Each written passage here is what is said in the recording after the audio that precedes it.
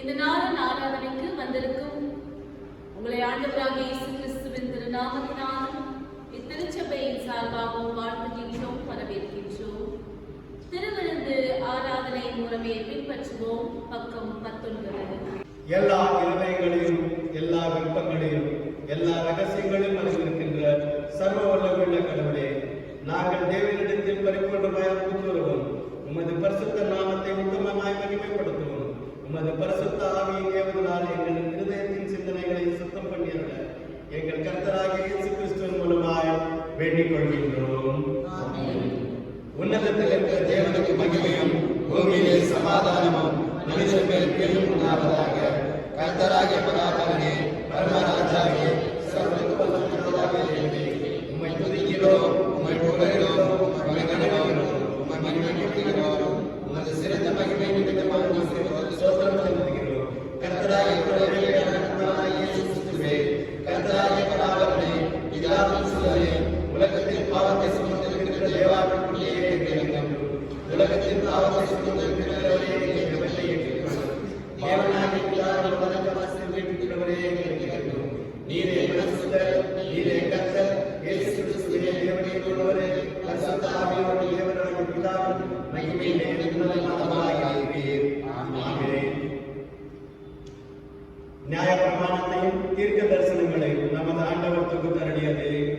நம்முடைய கர்த்தராகிய இயேசு கிறிஸ்து சொல்றதாவது, இஸ்ரவேலேக்கு நம்முடைய தேவனாகிய கர்த்தர் ஒருவரே கர்த்தர்.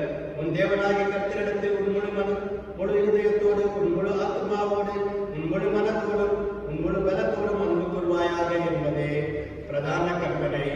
இதற்கு ஒப்பாகின்ற இரண்டாம் கற்பனை என்னவென்றால், உன்னிடத்தில் நீ அன்பு கூறுவது போல் பிறரிடத்திலும் அன்பு கூர்வாயாக என்பதே. இவைகளிலும் பெரிய கற்பனை வேறொன்றும் இல்லை. இவ்விரண்டு கற்பனைகளிலும் நியாயப்பிரமாணம் முழுமையாகவும் தீர்க்க தரிசனங்களும் அடங்கியிருக்கிறது என்பதே.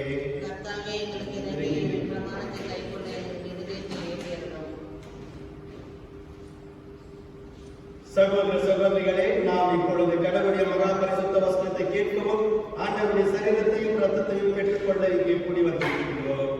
உத்தம மனஸ்தாபத்தோடு விசுவாசத்தோடு அவரிடத்தில் கிட்டி சேர்வதற்காக கடவுளுடைய கிருபையை தேடி முழங்கால்படியிட்டு அமைதியாக நம்மை நாமே சோதித்து அறிவோமாக. நமது பாவங்களை நிமித்தம் முழு இதயத்தோடு உண்மையாய் மனஸ்தாபப்பட்டு பின்னிடத்தில் அன்பும் ஸ்நேகமாயிருந்து இனி கடவுளுடைய கற்பனைகளை கைக்கொண்டு புதிதாக்கப்பட்டவர்களாய் அவருடைய பரிசுத்த மார்க்கத்தை நடப்போம் என்று தீர்மானித்திருக்கின்ற நாம் நம்முடைய ஆண்டவர் இயேசு கிறிஸ்துவின் மூலமாய் சர்வ வல்லமையுள்ள உருவாகும்படி மறுபடியும் நம்முடைய பாவங்களை மனைத்தாழ்மையாக அறிக்கையிடுவோம். பரமபிதாவே, உமக்கு விரோதமாகவும் எங்கள் அயலாருக்கு விரோதமாகவும் பாவம் செய்தவர்களை அறிக்கையிடுகிறோம். ஒளியில்லாமல் கிறிஸ்துவின் நாமத்தை சொல்லி விலகவில்லை. எங்களை விலக வேண்டும் என்று உங்களில் மன்றாடுகிறோம். இயேசு கிறிஸ்துவின் நிமித்தம் எங்கள் பாவங்களை எல்லாருக்கும் மன்னியும். உமது பரிசுத்த ஆவியினால் எங்களை சுத்திகரித்து எங்கள் மனசாட்சியை உயர்த்த வேண்டும். உம்முடைய பரிசுத்த நாமத்துக்கு மகிமை உண்டாகும்படி நாங்கள் இன்று ஜீவனுள்ளவர்களாய் நமக்கு ஊழியம் செய்யத்தக்கதாக மற்றவர்களை மன்னிக்க ஆமென். இயேசு கிறிஸ்துவின் மூலமாய் தமிழத்தில் உண்மையாய் மனம் திரும்புகின்ற யாவருக்கும் அருளப்படுகிற கிருபை நிறைந்த அருள்வாக்கை கேளுங்கள். வருத்தப்பட்டு பாரம் சுமக்கிறவர்களே, நீங்கள் எல்லோரும் என்னிடத்தில் வாருங்கள், நான் உங்களுக்கு இடைப்பாறுதல் தருவேன். தேவன் தம்முடைய ஒரே பேரான குமாரனை விசுவாசிக்கிறவன் எவனோ அவன் கெட்டு போகாமல் நித்திய ஜீவனை அடைப்படி அவரை தந்தரளி இவ்வளவாய் உலகத்தில் அன்பு கூர்ந்தார். பாவிகளை ரட்சிக்க கிறிஸ்து இயேசு உலகத்தில் வந்தார் என்கின்ற வார்த்தை உண்மையும் எல்லா அங்கீகரிப்புக்கும் பாத்திரமானது. ஒருவன் பாவம் செய்வானால் நீதிபரராய் இருக்கிற இயேசு கிறிஸ்து நமக்காக பிதாவினிடத்தில் பரிந்து பேசுகிறவராய் இருக்கிறார். நம்முடைய பாவங்களை நிவர்த்தி செய்கிற கிருபாதார பலி அவரே. நம்முடைய பரமபிதாவாகிய சர்வ வல்லமையுள்ள கடவுள் உத்தம மனஸ்தாபத்தோடு உண்மையான விசுவாசத்தோடு தமிழகத்திற்கு மனம் திரும்பி தங்கள் சகோதர சகோதரியுடைய குற்றங்களை மன்னிக்கிற யாவருக்கும் பாவ மன்னிப்பை அருள் செய்வோம் என்று மிகுந்த இரக்கமான வாக்குறுதி செய்திருக்கிறார். அவர் நம்முடைய ஆண்டவரை இயேசு கிறிஸ்து நிமித்தம் நமக்கு இறங்கி நம்முடைய பாவங்களை எல்லாவற்றையும் மன்னித்து அவைகளின்றி நம்மை விடுதலையாகி சகல நன்மையிலும் நம்மை உறுதிப்படுத்தி நிலைநிறுத்தி நம்மை நித்திய ஜீவக்கரையில் சேர்ப்பாராக. கர்த்தர் உங்களோடு இருப்பாராக. ஜெபம் செய்வோம். எல்லாம் வல்ல கடவுளே, இரக்கமுள்ள ஆண்டவரே,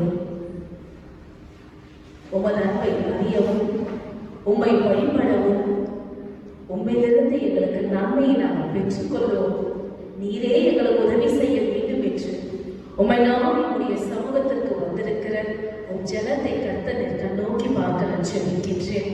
அன்பின் நேசரே, இப்பொழுதும் உம்முடைய சமூகத்திற்கு தாமே மனதளவில் மண்டியிட்டவர்களாக எங்களுடைய கடவுளை ஏந்தி உம்மை பார்க்கின்றோம். ஆண்டவரே, எங்களுக்கு இரக்கம், எங்களுடைய வாழ்க்கையில நீர் இரக்கம் பாராட்டும்.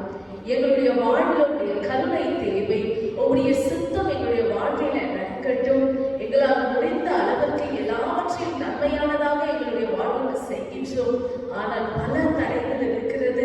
நன்மைக்கு நீர் வழியை உருவாக்க வேண்டும் என்று உம்மை நம்பி வந்திருக்கின்ற ஒவ்வொரு ஆத்மாவையும் கர்த்தர் கண்ணோக்கி பார்க்க செபிக்கின்றேன். அன்பின் நேசரே, உடைய சமூகத்திற்கு வந்திருக்கிற வாஞ்சையோடு விசுவாசத்தோடு கூட இந்த இடத்தில் அமர்ந்திருக்கின்ற ஒவ்வொருவருக்கும் கர்த்தர் நீர் தாமே உடைய சித்தத்தை வெளிப்படுத்தவும் அவர்களை ஆறுதல் படுத்தவும் அரவணைத்துக் கொள்ளவும் உடைய ஆசீர்வாதமானதும் உன் மக்கள் மீது இறங்கவும் நான் செபிக்கின்றேன். இந்த வழிபாட்டின் மூலமாக கர்த்தருடைய சித்தம் இன்னதென்று நாங்கள் அறிந்து கொள்ள எங்களுக்கு தேவையான அறிவையும் ஞானத்தையும் கட்டளையிடும். ஒருவரும் விருதாவாக செல்லாதபடி கர்த்தருடைய வார்த்தையிலிருந்து இந்த வழிபாட்டிலிருந்து உங்களுடைய அருளையும் ஆசீர்வாதத்தையும் பெற்று செல்ல ஆண்டவர் நீர்தாமே உதவி புரிய வேண்டும் என்று இந்த ஜெபத்தை எடுக்கிறோம். நல்ல பிதாவே, வாழ்க்கையின் பரிபூர்ணத்துக்காக இறை அருளை நாம் நாடி அமைதியாக பாடம் வழியாக பாடிய பிறகு நம்முடைய ஆயவர்கள் நமக்கு இறை செய்தியை பகிர்ந்து கொள்வார்கள்.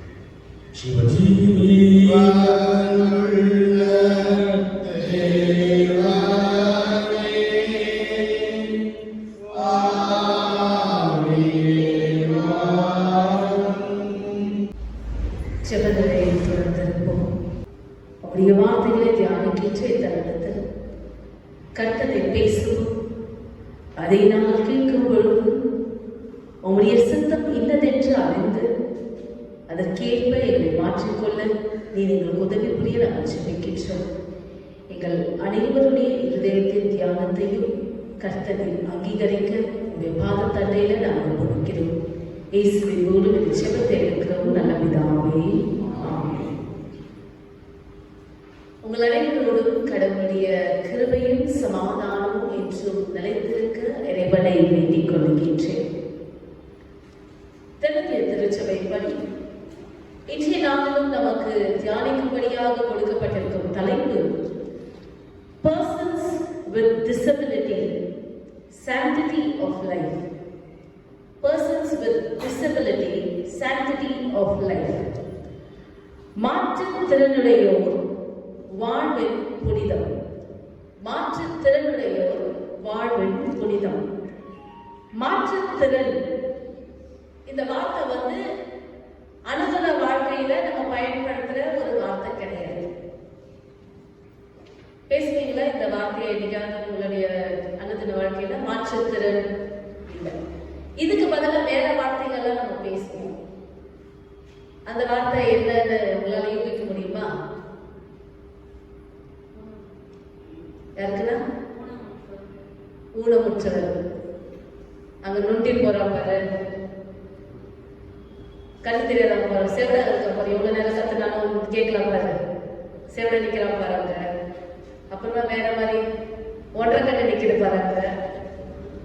அப்புறமா நீங்க தான் எல்லாம் போடுவாங்க, ஏதோ சொல்லுவாங்க, நம்ம பேசுவோங்க. இவர்களுடைய நம்ம வெவ்வேறான வார்த்தைகளை போட்டு மற்றவர்களை கேலியும் கிண்டலும் செய்து கொண்டிருக்கின்ற இந்நாட்களில் இவர்களுக்கான பெயர் அது கிடையாது. இவர்களுடைய பெயர் மாற்றுத்திறனாளிகள் என்று இந்த பெயர் சொல்லப்பட்டிருக்கிறது. இன்னைக்கான தலைப்பு மாற்றுத்திறனுடையோர் வாழ்வின் புனிதம் என்ற தலைப்பு. கடவுளுடைய பார்வையில எல்லா மனிதர்களும் சமமானவர்கள் தான். கடவுள் தான் மனுஷங்களை படைத்தார். இன்னைக்கு ஒரு பெரிய சவால் என்னன்னா, பைபிள்ல இந்த பைபிள பேசுறவங்க இதுல கிறிஸ்டியன்ல இருக்கிறப்போ சிலர் சந்தேகம் கேட்பாங்க. அப்படின்னா உண்மைய கடவுள் ஏன் உண்மையை படைக்கணும், கடவுள் ஏன் கண்ணு இல்லாதவங்களை அவர் தானே படைச்சாரு அப்படின்னு. கடவுள் மனுஷங்களை படைச்சாரு, ஆனா கடவுளே ஊமையை படைச்சாரு, குருடனை படைச்சாரு, இல்ல கால் இல்லாதவங்களை படைத்தாருன்னா அது தவறு. ஒரு குழந்தை ஊனமுற்றதாய் பிறப்பதற்கு பல காரணங்கள் இருக்கு இன்னைக்கு. அது மருத்துவ ரீதியா இருக்கலாம், இல்ல சமூக ரீதியாக இருக்கலாம். ஒரு மனிதன் ஏதாவது ஒரு குறைபாடோட பிறப்பதற்கு பல காரணங்கள் இருக்கிறது. ஆனால் நிச்சயமாக அதற்கு கடவுள் காரணம் இல்லை.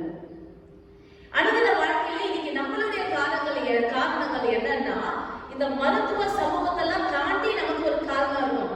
என்னன்னா, அப்பா அம்மா செஞ்ச பாவம் பிள்ளைய விடுவா, இதுதான் நம்ம சொல்லுவோம். அந்த குடும்பத்துக்கு வந்த சாபம் இதை யார் மாற்ற முடியும்? இது கடவுள் கொடுத்த தண்டனை. திருமறையில ஒரு இடத்துல சீஷர்கள் ஒரு குருடர், பிறவி குருடர், அவனை பார்த்து இயேசு இடத்துல கேட்கிறாங்க, இவன் பிறவி குருடனாக பிறந்தது யார் செய்த பாவம்? இவன் செய்த பாவமா இல்ல இவங்க அப்பா அம்மா செஞ்ச பாவமா அப்படின்னு இந்த சீஷர்கள் இயேசு இடத்துல கேட்க அவர் பதில கொடுக்கிறார். There is a purpose. இறைவனுடைய பெயரானது மாட்சிமை அடைய சில காரியங்கள் இப்படியும் நடைபெறுவது உண்டு. அவ்வண்ணமே பல இடங்கள்ல பார்த்தீங்கன்னா பல குறைபாடுகளோடு கூட இருக்கிறவர்கள் நல்ல ஒரு அளவு மனிதர்களாக நடமாடி கொண்டிருக்கிற நம்மை காட்டிலும் பெரும் திறவுள்ளவர்களாக இருக்கிறார்கள், நிறைய சாதித்திருக்கிறார்கள் அவருடைய வாழ்க்கையில. எனக்கு பிரியமானவர்களே, இந்த நாள் வழிபாட்டுல ஒரு காரியத்தை, சிந்தனையை நாம் கற்றுக்கொள்ள போகின்றோம் என்றால், மற்றவர்களுடைய சரீரத்தின் குறைபாடை கண்டு நாம் கேலி செய்யக்கூடாது. மற்றவர்களுடைய இல்லாமையை கண்டு நாம் அவர்களை ஏளனம் செய்யக்கூடாது. இதுதான் ஒரு கிறிஸ்தவனுக்கான அழகு. இன்னைக்கு நம்மலாம் நம்ம எந்த ஒரு ஜெனரேஷன் தான், நம்ம ஃப்ரெண்டே கூட வரவனே வாழைப்படத்துல காலில் ஜாலி கீழே ஒன்றரை டக்குன்னு சிரிப்பு வந்துடும் நம்மளுக்கு, இல்லையா? இதுல விரோதி இருந்தா நம்மளுக்கு எப்படி இருக்கும்? அளவில்லாத ஒரு சந்தோஷம் இருக்கும். ஆனா இந்த விதமான ஒரு மனப்பான்மை நமக்கு நல்லதா? வாழ்வின் ஒவ்வொரு நொடியும் நம்ம செயல்படுகின்ற அந்த விதத்தை எண்ணி நாம் நம்மை நாமே மாற்றிக்கொண்டு வாழ வேண்டும் என்பதை கடவுள் விரும்புகின்றார். 2001 இந்திய அரசு ஒரு பட்டியலிட்டது, யாரெல்லாம் மாற்றுத்திறனுடையோர் அப்படின்னு.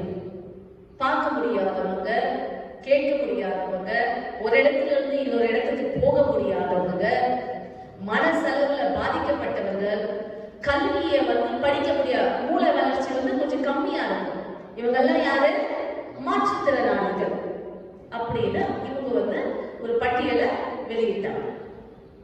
இஸ்ரேல் நாட்டுல பழைய காலத்தில் நடைபெற்ற சம்பவம் என்னன்னா, திருமறையிலேயே யாரெல்லாம் இந்த மாற்றுத்திறனாளிகளா இருக்கிறாங்களோ, பார்க்க முடியாதவங்க, கேட்க முடியாதவங்க, இவங்கெல்லாம் ஆலயத்துக்குள்ளாக வருவதற்கே தகுதியற்றவர்கள். இவங்கெல்லாம் கோயில்கிட்ட, கடவுள்கிட்ட கூட வரக்கூடாது, பெரிய பாவம் பண்ணவங்க இவங்க அப்படின்ற ஒரு நிலைமை இருந்தது. அப்பொழுதுதான் 2 சாமுவேல் 5:8 கடவுள் இந்த இஸ்ரேல் ஜனங்களுக்கு கற்றுக் கொடுக்கிறார். இது தவறு. இந்த ஜனங்கள் கடவுளை நெருங்க நீங்கள் அனுமதிக்க வேண்டும், இவர்களும் கடவுளுடைய பிள்ளைகள் தான் என்று கற்றுக் கொடுக்கிறார். இன்னைக்கு நம்ம வாசிக்க கேட்ட 3 வேத பகுதியின் அடிப்படையில் நம்ம சிந்திக்கிறோம். இவ்விதமான நபர்களிடத்திலிருந்து நாம் கற்றுக்கொள்ள வேண்டிய காரியம் என்ன, கடவுள் செய்கின்ற ஒரு காரியம் என்னவென்று யாத்திராகமம் 4வது அதிகாரம் 10-17 வரைக்கும் வாசிக்க கேட்டோம். இங்க நடக்கிற நிகழ்வு என்னவென்றால், மோசே அவர்களுக்கும் கடவுளுக்கும் ஒரு உரையாடல் நடந்தது, சம்பாஷணை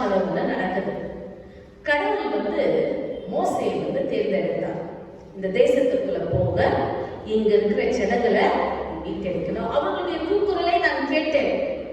அவங்க பயங்கரமா என்கிட்ட கெஞ்சுறாங்க, நீ என்ன பண்ண, போய் அவங்களை விடுவிக்கணும். விடுவிக்கணும்னு சொன்னதுக்கு மோசே ஆண்டவர் என்ன சொல்றாரு, ஆண்டவரே நான் வாக்கு வல்லவன் அல்ல, நான் திக்குவாயும் மந்தனாவும் உள்ளவன். அதுக்கு கடவுள் சொல்றாரு, மனுஷனுடைய வாயை உண்டாக்கினவன் யார்? ஊமையனையும் செவிடனையும் பார்வையுள்ளவனையும் குருடனை உண்டாக்கினவன் யார்? கர்த்தராகிய நான் அல்லவா? உனக்கு இந்த விதமான காரியங்கள் எல்லாம் இருக்கலாம், ஆனா இப்ப உன்னை அனுப்புறது யாரு? நான் தானே. நீ என்ன செய்யணுமோ, என்ன குறைபாடு ஒரு மனுஷனுக்குள்ளாக இருந்தாலும் அவனை ஒரு காரியத்துக்காக there is a purpose for everything. எந்த ஒரு நோக்கமும் இல்லாமல் கடவுள் மனுஷனை படைச்சிருக்க மாட்டார். இங்க இருக்கிற நம்ம ஒவ்வொருத்தரும் படிச்சதுக்கும் கடவுள் ஒரு நோக்கத்தை வச்சிருக்காரு. அந்த நோக்கத்தை நம்ம நிறைவேற்றணும். இவன் எக்ஸ்கியூஸ் கேட்கிறாரு. மோசஸ் எக்ஸ்கியூஸ் கேட்கிறாரு. இல்ல ஆண்டவரே, நானு சரியா என்னால பேச முடியாது. கடவுள் அவரை கன்வின்ஸ் பண்றாங்க. இல்ல, இதெல்லாம் உண்டாக்கினது நான் தானே, உன்னை அனுப்புறதும் நான் தானே, இந்த இடத்துக்கு நீ போகணும்னு திரும்ப மோசே சொல்றாரு 13வது வசனத்துல, ஆண்டவரை நீ அனுப்ப சித்தமா இருக்கிற யாரையாகிலும் அனுப்பும் என்றார். திரும்ப கர்த்தர் அதற்கு சினம் கொள்கிறது, கோபம் வருது. ஆனாலும் கூறுகின்றார், லேவியனாகிய ஆரோன் உன்னுடைய சகோதரர் அல்லவா, அவன் நல்லா பேசுவான் இல்லையா, அவனை நினைச்சுக்கோ. அவன் உனக்கு வாயால இருப்பான். நான் உனக்கு சொன்ன வார்த்தையெல்லாம் அவனுடைய வாயில நீ போடு.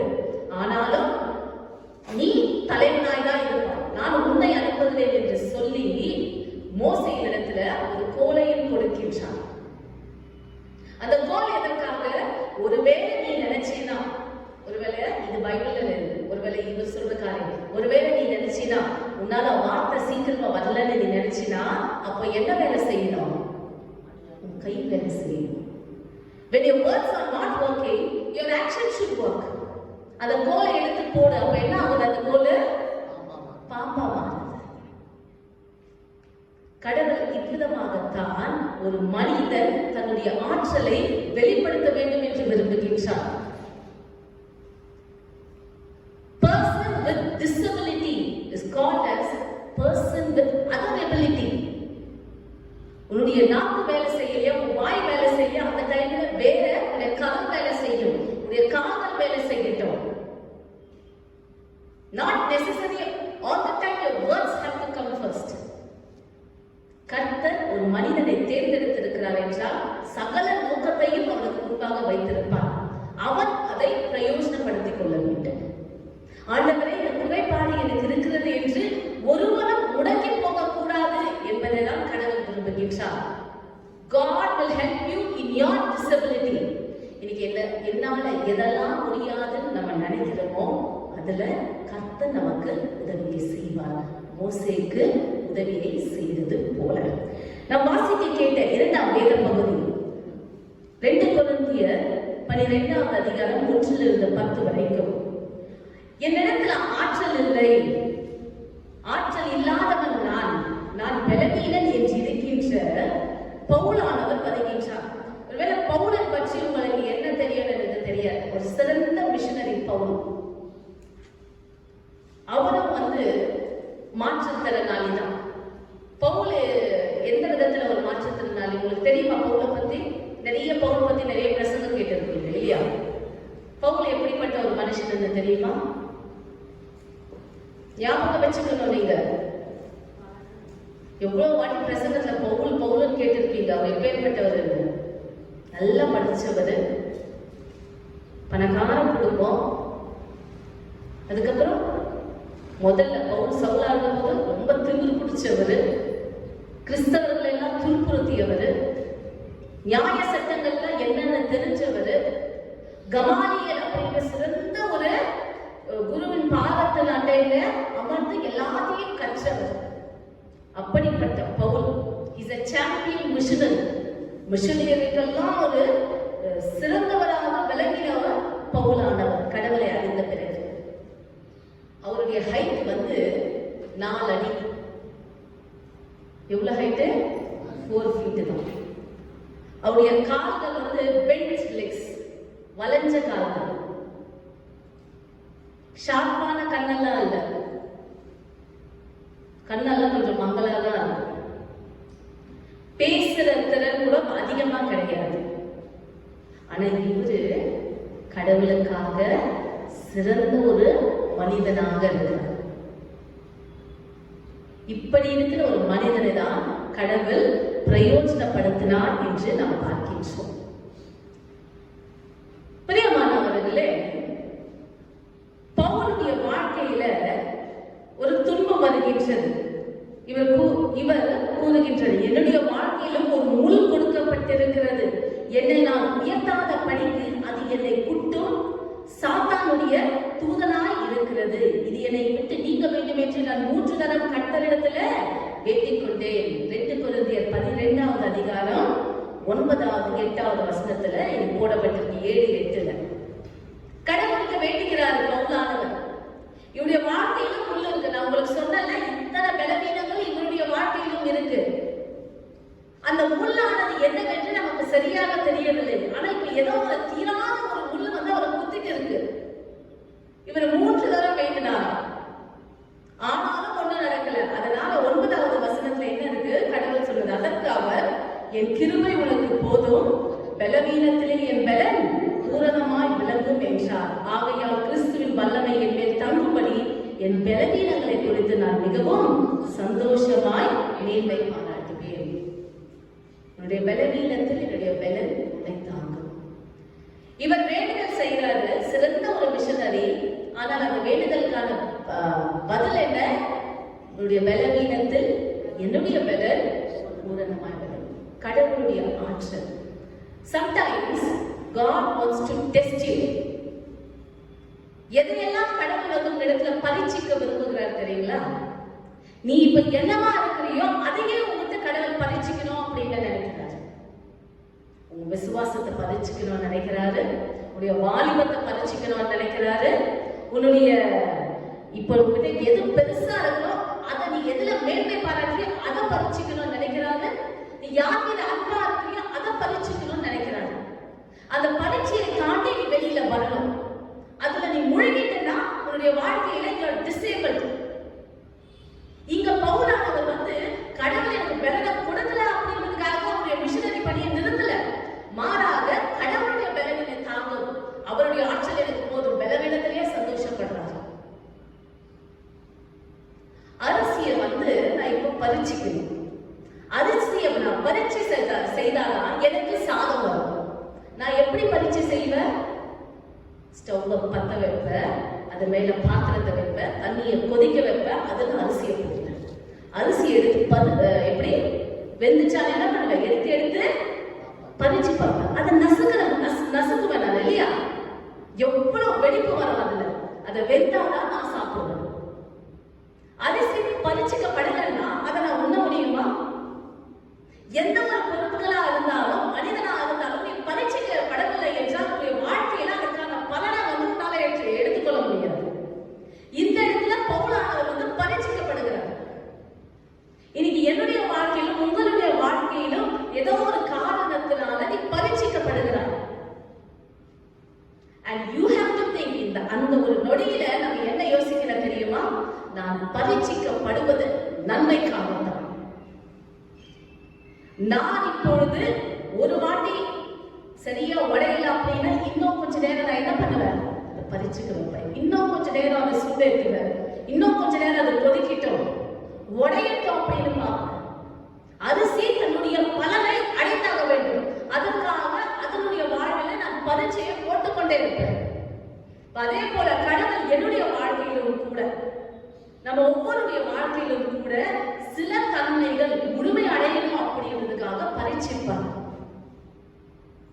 அந்த பரீட்சையில நீ மூழ்கி போறியோ இல்ல நீந்தி வரையோன்றது உன் கையில இருக்கு. மூழ்கி போனா நீ செத்துடுவ, நீந்தி வந்து கடவுள் கையை பிடிச்சிட்டு கூட்டு போங்க. பரீட்சையில மூழ்குகிறவன் பலர். இன்னைக்கு எத்தனை பேர் ஐயோ என்னால இதை தாங்க முடியல அப்படின்னு மூழ்கிடுறாங்க, இதுதான் என் வாழ்க்கை அப்படின்னு விட்டுடுறாங்க. இன்னைக்கு பவுல் கிட்ட இருக்கிற அந்த பொறுமை பாருங்க, முழு குத்தன அவங்க ஏற்கனவே அவரால் பல பலவீனங்கள், சரியா பேச முடியாது, சரியா கண்ணு பார்க்க தெரியல, கண்ணு பார்க்க முடியல, இத்தனை பலவீனங்கள் இருந்தாலும் தன்னால முடிந்த எல்லா விதமான டேலண்ட் அவர்கிட்ட இருந்தது. இருந்தாலும் பல பலவீனங்கள் அவரிடத்தில் இருந்தது. கடவுளிடத்துல 3 தடவை நான் வேண்டுதல் செய்தேன். அவர் சொன்னாரு, என் பலன் உன்னிடத்துல பூரணமாய் இட்ஸ் எனஃப். கர்த்தருடைய ஆற்றல் என்னிடத்தில் இருக்கும் என்றால் அது எனக்கு போதும். பிரியமானவர்களே, டிசேபிள்டு பீப்புள் இன்னைக்கு அதெல்லாம் பார்க்க முடியல, கேட்க முடியல, நடக்க முடியலன்னு விட ஒரு பெரிய டிசேபிள் என்னது, மனதளவுல பாதிக்கப்பட்ட டிசபிலிட்டி அதிகமா இருக்கு. கடவுள் அதுல பரீட்சிப்பதற்காக பல விதமான காரியங்கள் நம்மை சுற்றிலும் இருக்கும். அந்த பரீட்சையில் ஜெயித்து வந்தால் நமக்கும் நன்மை, பிறந்ததற்கான நோக்கத்தை நிறைவேற்றுவோம், மற்றவர்களுக்கும் நம் குடும்பத்திற்கும் நம்முடைய சமுதாயத்திற்கும் நன்மையை தருகின்றவர்களாக, நம் நறுமணம் வீசுகின்றவர்களாக வெளியே வருவோம். பவுலானவர் மிக அழகாக இந்த 9-10 வசனத்துல கூறியிருக்கிறார். அதற்கு அவர், என் கிருபை உனக்கு போதும், பலவீனத்திலே என் பலன் பூரணமாய் விளங்கும் என்றார். ஆகையால் கிறிஸ்துவின் வல்லமை என்மேல் தங்கும்படி என் பலவீனங்களை குறித்து நான் மிகவும் சந்தோஷமாய் மேன்மை பாராட்டுவேன். என்னுடைய பலவீனம் தான் நான் பரீட்சை, இதுல நான் சந்தோஷமாய் மேன்மை பாராட்டுவேன். And God is allowing this. 10வது வசனம், அந்தபடி நான் பலவீனமாய் இருக்கும் போதே பலமுள்ளவனாய் இருக்கிறேன். ஆகையால் கிறிஸ்துவின் நிமித்தம் எனக்கு வரும் பலவீனங்களிலும், நிந்தைகளிலும், நெருக்கங்களிலும், துன்பங்களிலும், இடுக்கண்களிலும் நான் பிரியப்படுகிறேன். I am tested here for a better future, for better Christianity, and for my God's name to be glorified. நிந்தைகளா இருக்கட்டும், இடுக்கண்களா இருக்கட்டும், எவ்வளவு பெரிய பிரச்சனைகளா இருக்கட்டும், இப்ப நான் பிரியப்படுகிறேன். பிகாஸ் பவுல் அவருக்கு புரிந்தது, he came to know the truth that I am being tested. இந்த பரீட்சையில நான் எழுததான் நான் தேர்ச்சி அடைவேன். எனவே இது நான் பிரியமாயிருக்கிறேன், கர்த்தருடைய பலன் எனக்கு போதும் என்று தன்னை ஒப்புக் கொடுக்கின்றார். பிரியமானவர்களே, ஆற்றல் இல்லை என்று பல வேளை நாம் குன்றி போனாலும் கூட அந்த இடத்தில் கர்த்தர் என்னோடு கூட இருக்கிறார். அவருடைய பலன் என்னை தாங்கும். இந்த நேரத்துல நான் பரீட்சிக்கப்படுவதும் ஏதோ ஒரு காரணத்திற்காக என்று அந்த ஒரு சூழ்நிலையை கடவுளிடத்துல ஒப்பு கொடுத்து நாம் முன்னேறி கொண்டு செல்ல வேண்டும் என்பதை தான் கடவுள் விரும்புகின்றார்.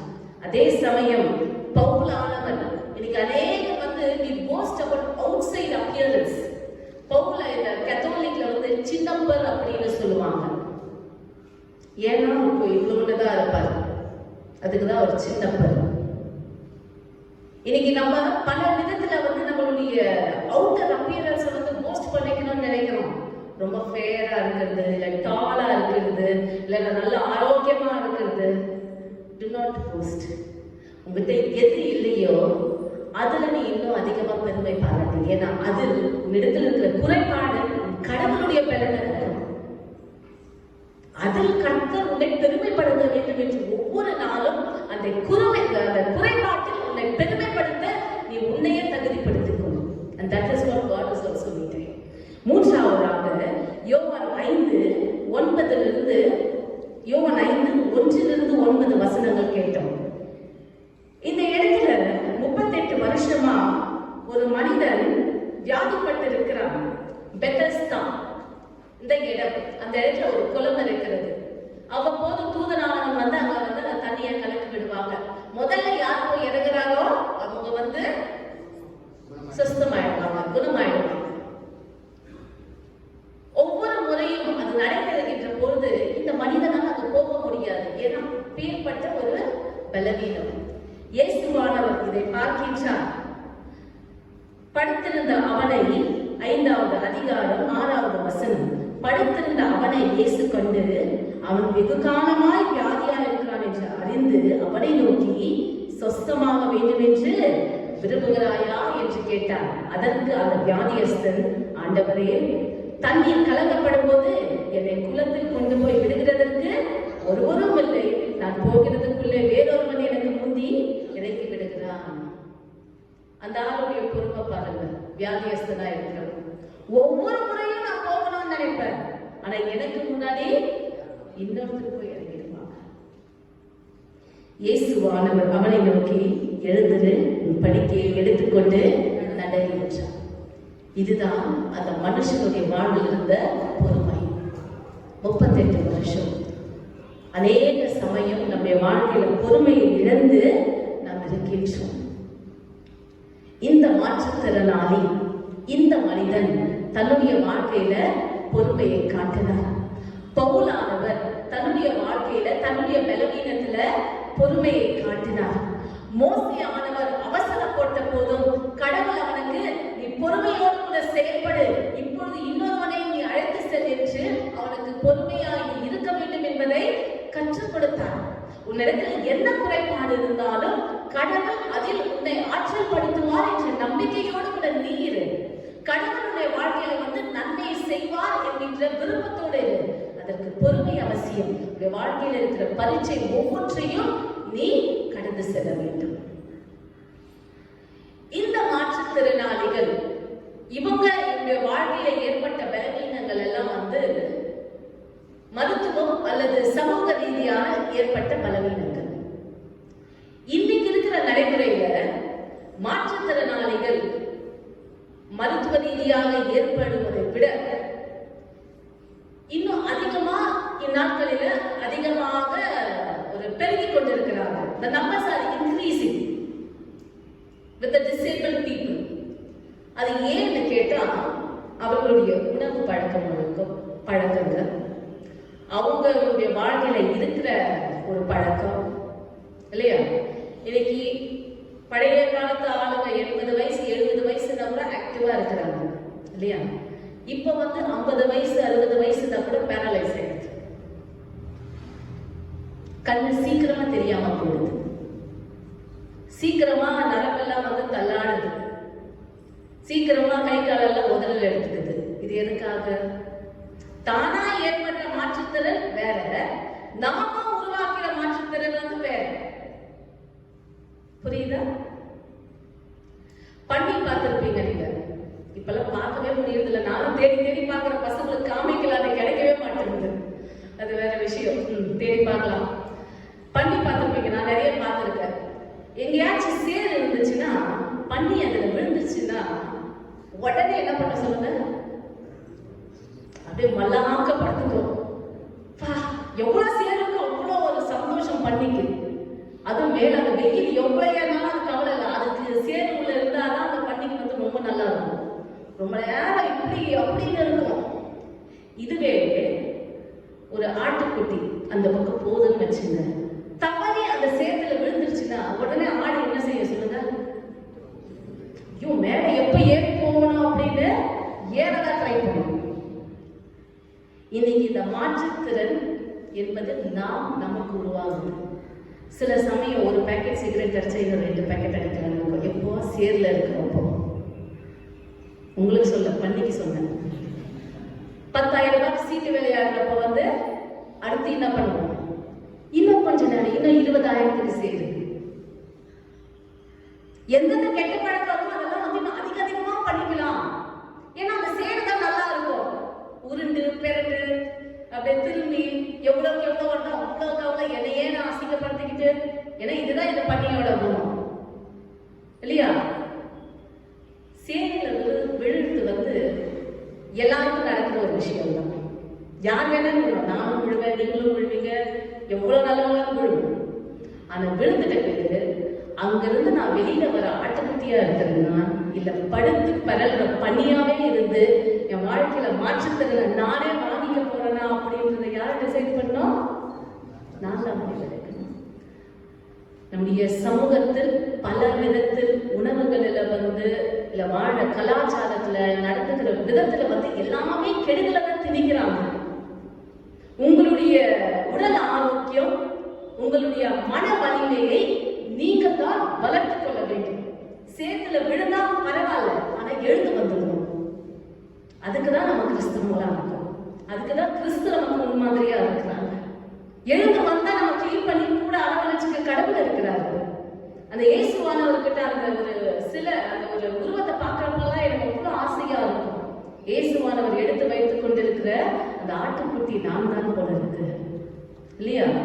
எவ்வளவு அழகா அந்த ஆட்டுக்குட்டியை வச்சுக்கிறாரு. பிரியமானவர்களே, இன்றைய நாளில் மாற்றுத்திறனாளிகள் பெருகி கொண்டிருக்கிறார்கள்.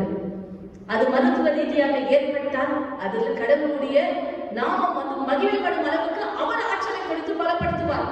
பவுலை பலப்படுத்தினது போல, பெத்தஸ்தா குளத்தில் இந்த வியாதியஸ்தனை பலப்படுத்தினது போல, மோசையை பலப்படுத்தினது போல கடவுள் அவர்களை பலப்படுத்துவார். ஆனா நமக்கு நாமே ஏதாவது ஏற்படுத்திக்கிட்டு அவசரமா போறது, பைக்லயா இருக்கட்டும், கார்லயா இருக்கட்டும், அவசரமா போறது, அங்க இங்க பார்க்காம சீக்கிரமா ரோட் கிராஸ் பண்றது, இல்ல சரியான உணவு பழக்கம், எதை வேணாலும் கண்டதை வேணாலும் சாப்பிடுறது, தீய பழக்க வழக்கங்கள், தவறான உறவுகள், தவறான எண்ணங்கள், தவறான காட்சிகள் பார்ப்பது, இதெல்லாம் நிச்சயமா நமக்கு மாற்றுத்திறனை விளைவிக்கும்.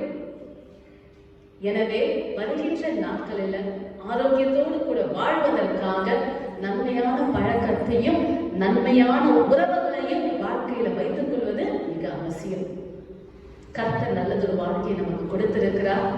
மற்றவர்களை மதிப்போம், நம்மையும் கூட நாம் மதித்து நல்ல விதத்தில் நம்முடைய வாழ்க்கை நெறிமுறைகளை நாம் சரிப்படுத்திக் கொண்டால் நிச்சயமாக கர்த்தர் ஆசீர்வாதத்தை நம்முடைய வாழ்க்கையில் அருள்வார். ஆண்டவர் தாமே இந்த வார்த்தைகளை ஆசீர்வதித்து நம்மோடு இருந்து நம்மை வழிநடத்துவதாக. ஆமென். கேட்ட வார்த்தைகளை மனதில் கொண்டவர்களாக நாம் நம்முடைய விசுவாச பிரமாணத்தை அறிக்கையிடுவோம். நிசையா உன் விசுவாச பிரமாணம். வானத்தையும் பூமியும் காணப்படுவதும் காணப்படாததுமான எல்லாவற்றையும் படைத்திருக்கிற சர்வ வல்லமையுள்ள ஒரே தேவனை விசுவாசிக்கிறேன். ஒரே கர்த்தருமாய் தேவனுடைய ஒரே பேரான குமாரனாய் இருக்கிற இயேசு கிறிஸ்துவை விசுவாசிக்கிறேன். அவர் சகல உலகங்களும் உண்டாவதற்கு முன்னே தம்முடைய பிதாவினால் ஜனிக்கப்பட்டவர், தெய்வத்தின் தெய்வமானவர், ஜோதியின் ஜோதியானவர், மெய்தேவனின் மெய்தேவனானவர், உண்டாக்கப்படாமல் ஜனிக்கப்பட்டவர், பிதாவோடு உயர்ந்தவருடையவர், சகலத்தையும் உண்டாக்கினவர், மனிதருக்காக நமக்காக நமது ரட்சிப்பு உண்டாக பரமதத்திலிருந்து பரிசுத்த ஆவியினாலே கன்னிமரியாதத்தில் அவர்களுக்கு மனிதனானார். நமக்காக முதலாவின் காலத்தில் சிலுவையில் பாடப்பட்டார், அடக்கப்படப்பட்டார். வேத வாக்குகளின்படி 3ஆம் நாள் உயிர்த்தெழுந்தார். பரமண்டலத்தில் ஏறி பிதாவின் வலது பாசத்தை வைக்கிறார். உயிருள்ளவரையும் மருத்துவரையும் அவருடைய ராஜ்யத்திற்கு முடிவே கர்த்தருமாய் ஜீவமாய் கொண்டவராய் பிதாவின் குமாரனின் புறப்பட்டுமாய் பிதாவோடு குமாரனோடு கூட தொழுமாய் தீர்க்க தரிசனங்கள் மூலமாய் உழைத்திருக்கிறமாய் பரிசுத்த ஆவியை விசுவாசிக்கிறேன். ஒரே பரிசுத்த பொதுவான அப்போஸ்தலர் சபையை ஒன்றை விசுவாசிக்கிறேன். பொதுவாக இருக்கின்ற நியமிக்கின்ற ஒரே ஞானஸ்தானத்தை அறிக்கையிடுகிறேன். மறைத்தோரை காணந்திருக்கிறேன். ஆமென். சபையார் அமர்வும் சபையின் அறிவிப்புகளை வாசிக்க கேட்போம். கடந்த வாரத்தில் பிறந்தாள் கண்டவர்கள் செகண்ட் சாலையில் திருநாள் வாழ்க்கை தெரிவித்துக் கொள்கிறோம். பிறந்தாள் கண்டவர்கள் மிஸ்டர் ஜோஸ்வா சுரேஷ் நந்தினியோ, மிஸ்டர் சுஷீலா மெக்கோ, மிஸ்டர் பால்ராஜ் பிகேமியோ, மிஸ்டர் ஜோனத்தன் சன்னா மிஸ்டர் ஜெகதீஷ் மைசூரோ, மிஸ்டர் அஸ்வின் சன்னா மிஸ்டர் செக்கடேஸ் garden, Mr Veronica doctor of Mr Joel Swaminathan போர்மல்லா, மிஸ்டர் சேனா ரூபன் நந்தினியோ, மிஸ்ஸஸ் வள்ளியம்மா மாரிமுத்து விநாயக் நகர், மிஸ்டர் பாலச்சந்தர் சன்னா மிஸ்டர் ஜான்சன் நந்தினியோ, மிஸ்டர் குணசீலன் சன்னா மிஸ்டர் கீதானந்தன் சன்னா நகர். கடந்த வாரத்தில் திருமணம் கண்டவர்கள் சபையின் சார்பில் திருமண நாள் வாழ்க்கை தெரிவித்துக் திருமண நாள் கண்டவர்கள் மிஸ்டர் மணியன் மிஸ்ஸஸ் அபிராமி சிதாபுரா, மிஸ்டர் ஜெயகாந்த் மிஸ்டர் மனோன்மணி ஜீவனடி மற்றும் கடந்த வாரத்தில் காணிக்கையாளர்கள் கை காணிக்கையாக 3680 ரூபாய், மாதாந்த சொத்து காணிக்கையாக 29,000 ரூபாய், கட்டட நிதி காணிக்கையாக 6,600 ரூபாய், நிவாரண நிதி காணிக்கையாக 6,600 ரூபாய், திருமண காணிக்கையாக 400 ரூபாய், திருநாள் காணிக்கையாக 4,400 ரூபாய், சொத்து காணிக்கையாக 1,700 ரூபாய், ஈஸ்டர் ஆஃபரிங் 1000 ரூபாய், ஆர்வஸ் டியூன் 15,000 ரூபாய், மொத்த தொகை 67,800 ரூபாய். கிறிஸ்துவுக்குள் எல்லா நன்மைக்கும் ஊற்றுக்கு காரணமாயிருக்கிற அன்பை ஆண்டவரே, அனுதினமும் எங்கள் வாழ்விலே அழகினால் கடவுளே, நீர் செய்த நன்மையை நாங்கள் நினைத்து உமக்கு நன்றி ஏறெடுப்பது எங்களுடைய கடமையும் நீதியுமாயிருக்கிறது. உம்முடைய பிள்ளைகளாக நாங்கள் பெற்றுக்கொண்ட நன்மைகளை உமது ஆலயத்தில் உமது மக்களிடையில் நாங்கள் சாட்சியுள்ளதாக இருக்க நீ கிருபை புரிந்த தயவுக்காக நன்றி செலுத்துகின்றோம். கடந்த நாட்களிலே நீ கண்மணி போல் எங்களை காப்பாற்றி வழிநடத்தி வந்த தயவுக்காக உமக்கு நன்றி செலுத்துகின்றோம். எங்களுடைய பலவீனங்களிலே உங்களுடைய கிருபை பரிபூர்ணமானது என்று நாங்கள் உணர்வோடு உணர்ந்து இன்றைய நாளிலே உண்மை தொழுது கொள்ளவும் போற்றவும் புகழவும் பாடவும் இங்கே வந்தமைக்காக உங்களுக்கு நன்றி செலுத்துகின்றோம். இன்னொரு ஆண்டை வாழ்விலை கொடுத்ததுக்காக உங்களுக்கு நன்றியை ஏறெடுக்கின்றோம். தொடர்ந்து எங்கள் வாழ்விலே நீர் வழி நடத்துகிறவராகவும் எங்களை பாதுகாக்கிறவராகவும் இருந்திருக்க வேண்டுமாய் விண்ணப்பிக்கின்றோம். கடந்த நாட்களிலே பிறந்த நாள் கண்டவர்கள் திரு குணசீலன் அவர்களுக்காகவும் திருமதி சுஷீலா பாரதன் அவர்களுக்காகவும் வேண்டுதல் செய்கின்றோம். தங்களுடைய வாழ்க்கையை மற்றுமாக நீர் பாதுகாத்து பராமரித்து வழிநடத்தி வந்த தேவன் வருகிற நாட்களிலும் அநேக ஆண்டுகள் இவர்கள் உழைக்க கிடைக்க உம்முடைய பிள்ளைகளாக ஜீவிக்க நீர் திரும்ப புனிதமாய் விண்ணப்பிக்கின்றோம். அவனமாகவே கடந்த நாட்களிலே திருமண நாள் கண்ட தம்பதியினர்களுக்காகவும் வேண்டுதல் செய்கின்றோம். மணி மற்றும் திருமதி அபிராமி அவர்களுக்காகவும் அவருடைய இல்லற வாழ்க்கையில் நிரிமற்றமாக ஆசீர்வதித்து வழிநடத்தி வந்ததற்காக நன்றி செலுத்துகின்றோம். இவர்கள் குடும்பமாக இயங்கும் போது பலவிதமான சூழலிலும் ஒன்றிணைந்து செயல்பட நீர் கொடுத்திருக்கின்ற எல்லா விதமான பொறுமைக்காகவும் அன்புக்காகவும் ஐக்கியத்துக்காகவும் அந்நியத்துக்காகவும் நாங்கள் நன்றி செலுத்துகின்றோம். தொடர்ந்து இவருடைய இல்லற வாழ்க்கையின் தலைவனாக இருந்து அவர்களை ஆசீர்வதித்து வழிநடத்த வேண்டுமா விண்ணப்பிக்கின்றோம். அவனமாக கடந்த நாட்களிலே இவர்களுக்கு செய்த நன்மைகளை நினைத்து அவர்கள் உமக்கென்று நன்றி இருந்ததோடு கூடுகையில் வந்திருக்கின்ற ஒவ்வொரு நபர்களுக்காகவும் குறிப்பாக பிரகாஷ் அவர்கள் மற்றும் குடும்பத்தாருக்காகவும் திருமதி மணி குடும்பத்துக்காகவும் வேண்டி சொல்கின்றோம். அவர்களுக்காகவும் நீர் பலப்படுத்தி பாதுகாத்து வழிநடத்தி வருகின்ற தயவுக்காக நன்றி செலுத்துகின்றோம். தொடர்ந்து அவர்கள் கையிட்டு செய்கின்ற பணியிலும் தன்னுடைய பிரயாசத்திலும் உங்களுடைய கரமும் உங்களுடைய சித்தமும் உங்களுடைய வழிநடத்துதலும் இருக்க வேண்டிக் கொள்கின்றோம். இவர்களை இன்னும் வருகிற நாட்களில் சிறப்பாக செயலாற்றி வழிபட நிறுத்த கிருபை புரிந்துள்ள வேண்டுமா கர்த்தர் மீட்பராகிய இயேசு கிறிஸ்து நாமத்திலே வேண்டிக் கொள்கிறோம்.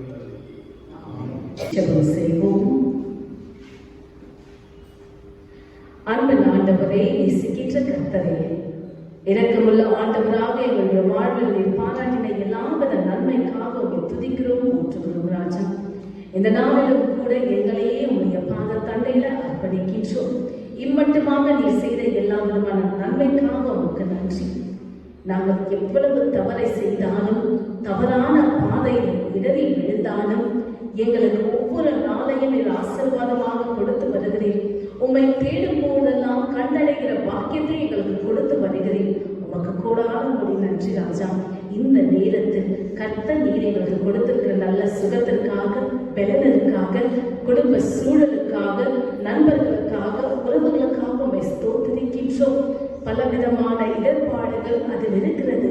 ஆனாலும் கர்த்தர் நீர் எங்களை ஒரே குடும்பமாகவும் ஒரே உறவாகவும் வசிக்க உதவி செய்திருக்கிறீர். அதற்காக உனக்கு நன்றி ராஜா. மிகுந்த வல்லமையினால் இந்த நொடி வரைக்கும் நீர் எங்களை காப்பாற்றி வருகிறீர். அதற்காக உனக்கு நன்றி ராஜா. இந்த நாளின் வார்த்தைகளை கேட்டோம், உமக்கு நன்றி. தொடர்ந்து நாங்கள் யாதொரு பாவத்திற்கும் உட்படாமல் எவ்விதமான மோசத்திலும் அகப்படாமல் உம்முடைய பார்வைக்கு நீதியாய் இருக்கிறதை மாத்திரம் எப்பொழுதும் நாங்கள் செய்ய எங்களுக்கு நீர் தாமே தேவையான உணர்வை கட்டளையிட வேண்டும் என்று நாங்கள் ஜெபிக்கிறோம் அப்பா. அன்பரே, உடைய கிருபையை நீர் எங்களுக்கு தாரும். உண்மையே நம்பி உடைய ஆலயத்திற்குள்ளாக நாங்கள் வந்திருக்கிறோம். எங்கள் ஒவ்வொருவரையும் கண்டோக்கி பார். நாங்கள் நடக்க வேண்டிய வழியை எங்களுக்கு காண்பியும். உம்மிடத்தில் எங்கள் ஆத்மாவை எப்பொழுதும் நாங்கள் உயர்த்துகிறோம். உமக்கு பிரியமானதை நாங்கள் செய்ய எங்களுக்கு நீர் போதித்தருளும். நீரே என்னுடைய ஆண்டவர், நீரே எனக்கு நல்ல ஆவியை தருகின்றவர், செம்மையான வழியில நடத்த நீர் ஒருவரே எங்களோடு கூட இருக்கிறவர். உம்மால் அன்றி யாதொரு காரியமே எங்களுடைய வாழ்க்கையில முடியாதவை என்று உம்மை நம்பி வந்திருக்கிற ஒவ்வொருவரையும் கர்த்தாவே வெளிச்சத்தின் பாதையில நடத்தும். அவருடைய வாழ்க்கையில நேரெடுக்கிற சகல மோசங்களுக்கும் விக்கிரங்களுக்கும் கர்த்தர் நீர் விலக்கி பாராள் இவர்களை காப்பாற்ற வேண்டும் என்று ஜெபிக்கிறோம் ராஜா. இந்த நேரத்திலும் உங்களுடைய சமூகத்துல கர்த்தாவே மனது துக்கம், மன சஞ்சலம், உபத்திரவத்தோடு கூட யாராவது இருப்பார்களே என்றால் அவர்களுக்கு கர்த்தர் நீர் இளைப்பாறுதல் தர வேண்டும் என்று ஜெபிக்கிறேன். உம்முடைய கிருபையினால அவர்களை தேற்றி நீர் ஆதரிக்க வேண்டும் என்று மன்றாடுகிறேன் கர்த்தாவே. அவருடைய வாழ்க்கையில கர்த்தாவே உம்முடைய கிருபையையும் இரக்கத்தையும் நீர் பாராட்ட வேண்டும் என்று நான் மன்றாடுகிறேன் அப்பா. உம்முடைய ஆசீர்வாதம் பணியை கர்த்தாவே அவர் மேல் ஓயாமல் பெய்ய வேண்டும் என்று மன்றாடுகிறேன் ராஜா. தீயோரை நல்வழிப்படுத்துகின்ற ஆண்டவரே, தீமையான பாதைக்கு சென்றவர்களை நன்மையான பாதைக்கு கொண்டு வருகின்றவரே, உமக்குள்ளாக நாங்கள் களி கூறும்பொழுது கர்த்தரது மகிழ்ச்சி அடைகின்றேன். தவறானதை செய்திருப்போம் என்றால் அதற்காக நீர் எங்களை மன்னியுங்கள். பாவத்தின் பலனை எங்களுக்கு வேண்டாம் ஆண்டவரே, நன்மையின் பலனை எங்களுடைய வாழ்க்கையில கட்டளை எடுக்க கர்த்தாவே. இந்த நேரத்திலும் கர்த்தாவே பலவீனங்களுக்காக ஜெபிக்கிறேன். வியாதியஸ்தரை குணமாக்குகின்ற வல்லமை உம்மிடத்தில் இருக்கிறது. மரண தருவாயில் இருப்போருக்கும் சமாதானத்தை தருகின்ற ஆண்டவர் நீர் கர்த்தாவே. உம்மிடத்தில் இருக்கிற ஒவ்வொருவரையும் நீர் கண்ணோக்கி பாரும். பலவீனமாக இருக்கலாம், எதிர்காலத்தை குறித்த கவலையாக இருக்கலாம், கடன் பிரச்சனையாக இருக்கலாம், அவர்களை தொந்தரவு செய்து கொண்டிருக்கிற எந்த ஒரு காரியமாக இருந்தாலும் உங்களுடைய நாமத்தை கொண்டு அவைகளை அகற்றவும் அவர்கள் சமாதானத்தோடு இருந்து கடந்து செல்லவும் உதவி புரிகிறாச்சா. ஒவ்வொரு ஆத்மாவையும் கர்த்தர் கண்ணோக்கி பாரும். கர்த்தருடைய வார்த்தை இவர்களோடு கூட இருக்கட்டும். கர்த்தருக்குள்ளாக களி கூறுகின்ற ஆட்டுக்குட்டியாக இங்கிருந்து நாங்கள் ஒவ்வொருவரும் கடந்து செல்ல கர்த்தரீர் எங்களுக்கு உதவி புரியும். கொடுத்த காணிக்கையை கர்த்தாவே நீர் ஆசீர்வதியும். உழைப்பின் பலன் கர்த்தாவே இந்த திருச்சபை வளர வேண்டும் என்பதற்காக கொடுத்திருக்கிறார்கள். இந்த காணிக்கையை கர்த்தர் நீர் ஆசீர்வதிக்க வேண்டும் என்று நான் ஜெபிக்கிறேன் கர்த்தாவே. எந்த ஜெபத்தோடு இவர்களுடைய சரீரத்தையும் ரத்தத்தையும் உடைய மக்கள் எடுத்துக்கொண்டார்களோ அந்த ஜெபமானது இவருடைய வாழ்க்கையில வாய்க்க உதவி புரிகிறாச்சா. வெற்றியானது இவருடைய வாழ்க்கையில இருக்கட்டும். கர்த்தருடைய நன்மை இவருடைய வாழ்க்கையில இருக்கட்டும். கர்த்தர் சகலத்தையும் பார்த்துக் கொள்வார். இவருடைய வாழ்க்கை அவருடைய கரத்தில் இருக்கிறது என்ற தைரியத்தோடு இங்கிருந்து கடந்து செல்ல உங்களுடைய பிள்ளைகளுக்கு தேவையான மனநலிமையை கட்டளையிடும். ஆசீர்வதியும் பொறுப்பெடுத்துக் கொள்ளும். இயேசுவின் மூலம் இந்த ஜெபத்தை எடுக்கிறோம் நல்ல பிதாவே. ஆமென். தாழ்மையோடு கடவுளுடைய ஆசீர்வாதத்தை நாம் பெற்றுக்கொள்வோம். எல்லா புத்திக்கும் மேலான கடவுளுடைய சமாதானம் உங்களுடைய இருந்து நீங்கள் தெய்வனையும் அவருடைய குமாரனாகிய நம்முடைய நாதர் இயேசு கிறிஸ்துவை பற்றிய அறிவிலும் அன்பும் நிலைத்திருக்கும்படி உங்கள் இருதயத்தையும் சிந்தை